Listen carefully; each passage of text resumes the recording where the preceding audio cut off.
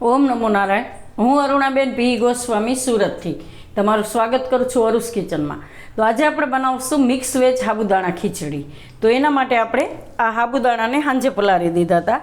તો સાબુદાણા ધોઈને એની ઉપર થોડુંક આટલું પાણી ઉપર હોય ને એ રીતે પલાળવાના એને, એટલે આ રીતે એકદમ સરસ કોરા થઈ જાય અને એકદમ પલળી જાય પોચા હાવ.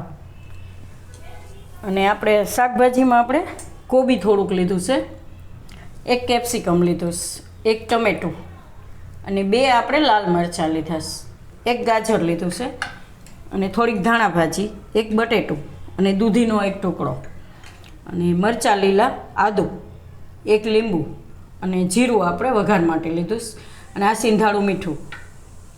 તેલ જોઈએ આપણે, તો પહેલાં આપણે તેલ ગરમ મૂકી દઈશું. તો આ કઢાઈ લીધી છે, આપણે ગેસ ચાલુ કરશું અને આમાં આપણે તેલ નાખીશું. તો આમાં આપણે એક મોટા ચમચા જેટલું તેલ નાખવાનું છે અને તેલને ગરમ થવા દેવું.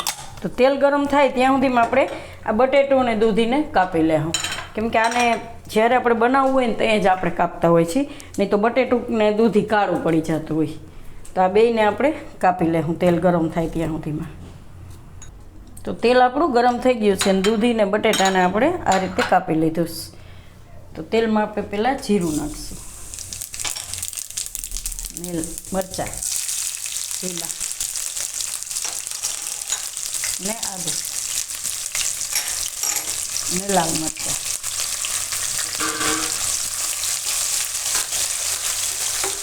હવે આપણે આમાં બટેટા નાખીશું.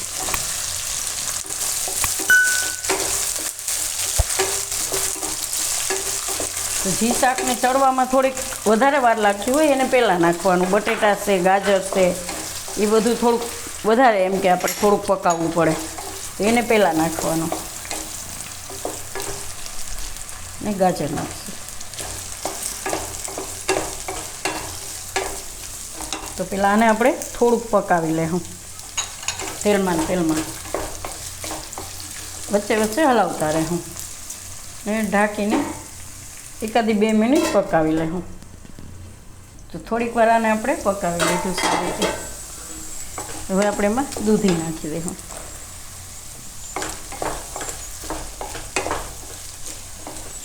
ને કેપ્સિકમ.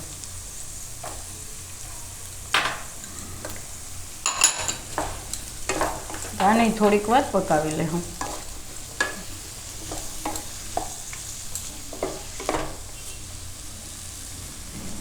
એકાદી મિનિટ માટે. હવે આપણે આમાં કોબી નાખી દઈશું.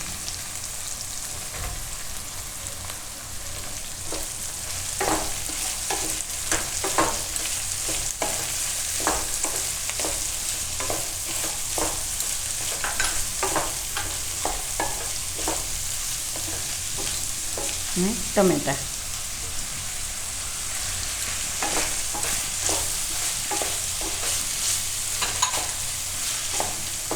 સ્વાદ પ્રમાણે મીઠું, આ સિંધાળું થોડુંક વધારે. આપણે સાબુદાણા અને શાકભાજી બેયના માપનું જોઈએ એટલે એ રીતે નાખવાનું, થોડુંક વધારે એમ.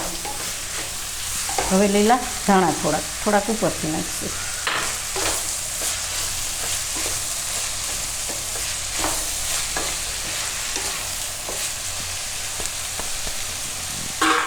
હવે આપણે સાબુદાણા નાખી દઈશું. આ મોટી જેવા લાગે. સરસ આ રીતે પલાળીએ ને એટલે એકદમ અસલ પડી જાય, છૂટા થાય એકદમ એમ. અને મિક્સ કરી લેવું. ગેસ થોડોક ધીમો કરી દઉં.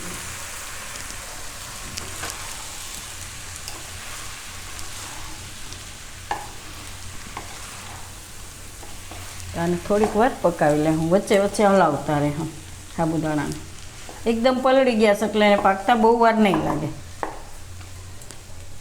તો મીડિયમ ગેસ રાખીને એને પકાવી લેવું થોડીક વાર. તો સાબુદાણા આપણા સરસ આ રીતે પાકી ગયા છે, એકદમ મસ્ત. આમાં આપણે પાણીની જરૂર જ નથી પડી, આમનો જ આપણે બનાવ્યું છે. કેમ કે દૂધીમાં બધામાં પાણીનો ભાગ હોય જ, ટમેટા હોય કે બટેટા હોય કે કોબી હોય તો લીલા ધાણા આપણે નાખી દઈશું થોડાક. ગેસ બંધ કરી દઈશું અને લીંબુનો રસ નાખી દઈશું.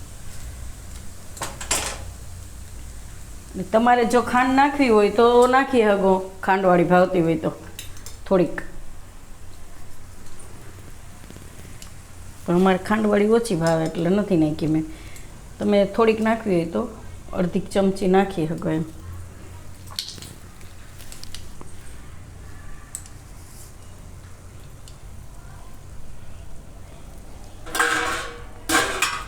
મિક્સ કરી લઉં બધું.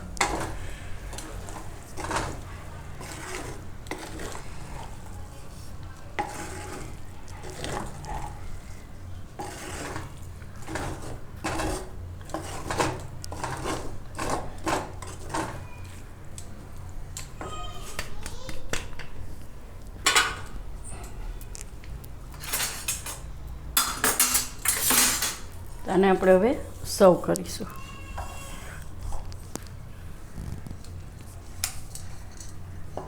અત્યારે વ્રત હાલે છે અન્નપૂર્ણામાનું, તો તમે આ રીતે અલગ અલગ બનાવી શકો એમ. અમારે ઘરમાં તો વ્રત કરે એટલે થતું જ હોય અલગ અલગ રીતનું ફરાળ બધું. અમારે શશીભાઈ અન્નપૂર્ણામાનું વ્રત કરે એટલે કંઈક ને કંઈક ફરાળ તો બનતું જ હોય એમ. રોજ રોજ એક ને એક ન હાલે એટલે અલગ અલગ બધું બનાવતા હોય એમ. તો આ રીતે આપણે મિક્સ વેજ સાબુદાણાની ખીચડી બનાવી શકીએ એમ.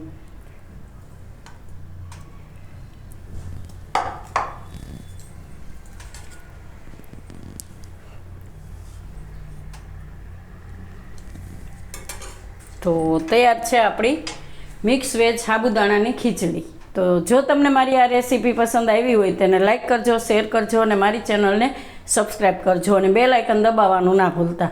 કમેન્ટ કરીને કહેજો કે તમને કેવી લાગી આ મિક્સ વેજ સાબુદાણાની ખીચડી.